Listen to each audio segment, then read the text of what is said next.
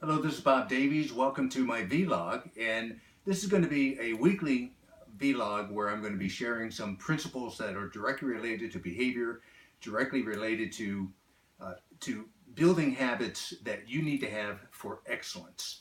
And it's really about controlling your thinking for results in excellence. And I want to start off with what I call the lesson of the seven circles. So I know why you're in business. You're in business because you love people. Is that right?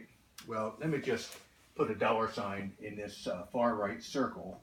And if you're taking notes on this, just go ahead and draw seven circles about the size of a quarter straight across your page. Now, money isn't the most important thing in life, but I do hold it up there in importance with air and breathing. So here's a sequence of events, particularly related to sales. We're all in sales. As I don't have to expand on that, you know that if you want to get an idea accepted, you're being in sales. If you're selling a product or service, of course you're in sales. If you're trying to persuade your children to do their homework first before they go out and play, you're in sales. Here's a sequence of events for sales.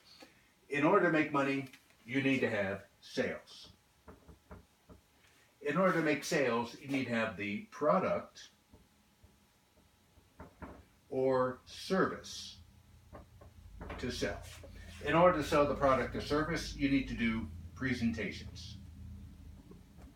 In order to do presentations, you need to set appointments. In order to set appointments, you need to make calls.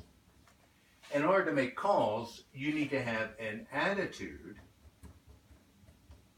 that supports that sequence of events, and that is where the barrier is. In the United States, which is a leader worldwide in training, there is a lot of information, a lot of training about what to do and how to do it. That's the right side of this line. The right side of this line would be the logistics, the analytics, the metrics, the activities. But the weakness is right here on this side. On this side, when I say attitude, let me tell you what I do not mean. What I don't mean is hyping positive motivation. I remember my wife told me that she was hiring a speaker for the Girl Scouts.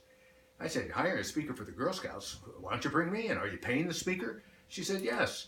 And I said, well, why don't you bring me in? She said, well, they don't want anything with content or with some type of result. They just want something inspirational. And I said, oh, you mean useless? She said, yeah. I said, I can be useless. She said, don't I know that?